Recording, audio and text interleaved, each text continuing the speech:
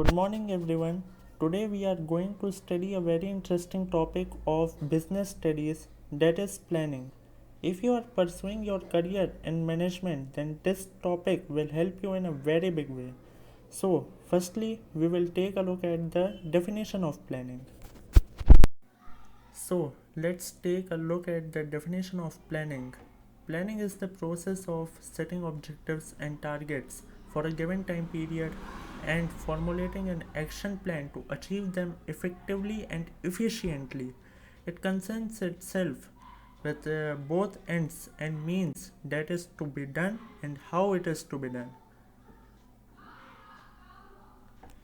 So, in a simple way, it means that if you want to achieve something, you should make clear objectives and should try to achieve them in a given time period in an efficient and effective way. Now, we will talk about planning processes. The first process is setting objective. Objectives specify what the organization wants to achieve. Organi- uh, Objectives can be set for the entire organization and stated to each department within the organization very clearly to determine how all departments would contribute towards overall objectives. Then these have to percolate down to all employees at all levels, so that they understand how their actions contribute to achieving objectives. It helps in developing premises. Planning is concerned with the future which is uncertain. Therefore, the manager is required to make certain assumptions about future which are considered to be the base upon which the plans are to be drawn.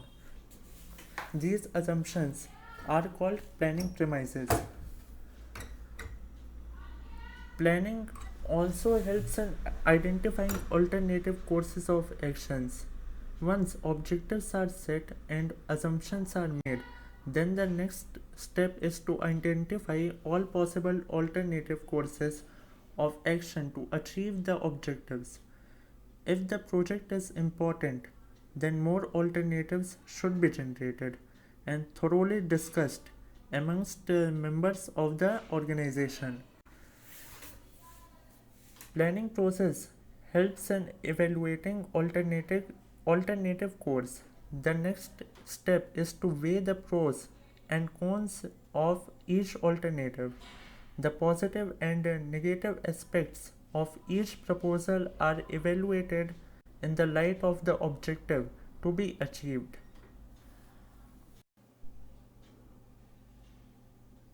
It helps in selecting an alternative.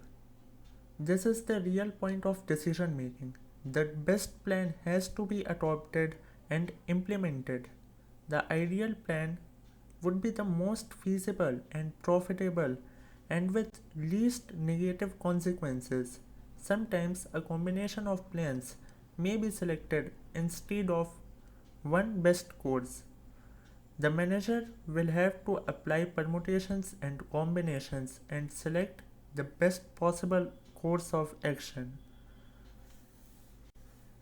It helps in implementing the plan. Planning process helps in implementing the plan. This step is concerned with putting the plan into action, that is, doing what is required. This step, where other managerial functions also come into the picture. For example, increase in production requires more labor and more machinery. This would also involve organizing the labor and purchase of machinery. Planning process follows up action. Follow up action means to see whether plans are being implemented and activities are performed according to plans. Monitoring the plan is equally important to ensure that objectives are achieved. Now, we will study the types of plans. So, there are two types of plans. The first one is single use plan and the second one is standing plan. Firstly, we will talk about single use plan. These plans are made for one-time use in the organization. These are connected with some special problem. These plans are dissolved as soon as the project ends. After having been used once, there is no importance of these plans in future. By chance, if they are needed, they are recreated. Single-use plan are used in making plan for budget and program. Now we will talk about standing plan.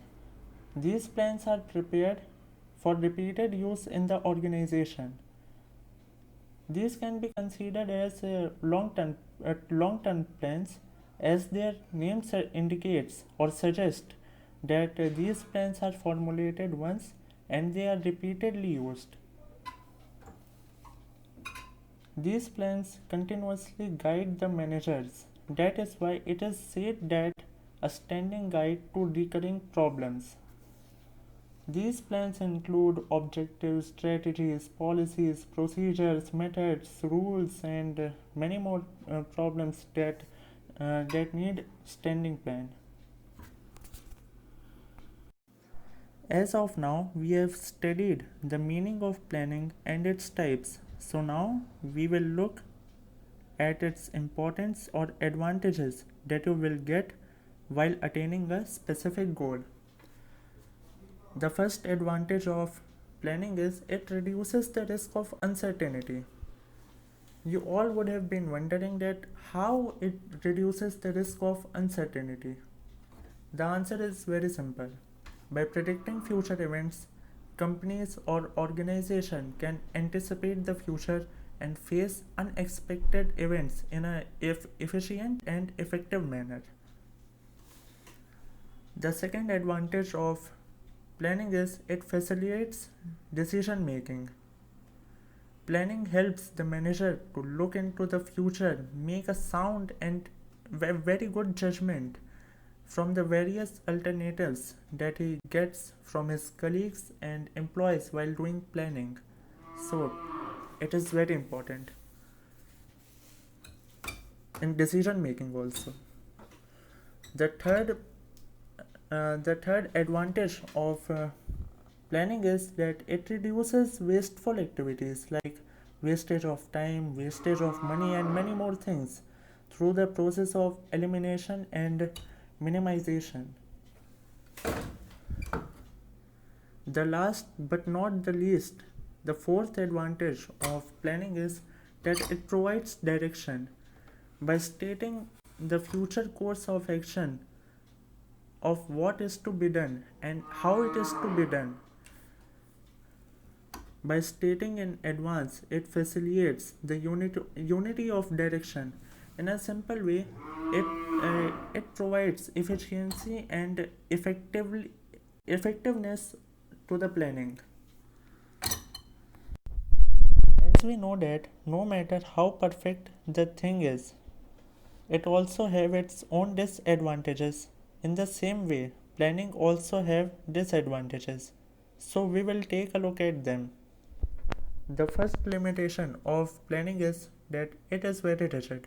It do not provide you flexibility to change your planning in a very quick successions according to the situation. You have to be very rigid at them.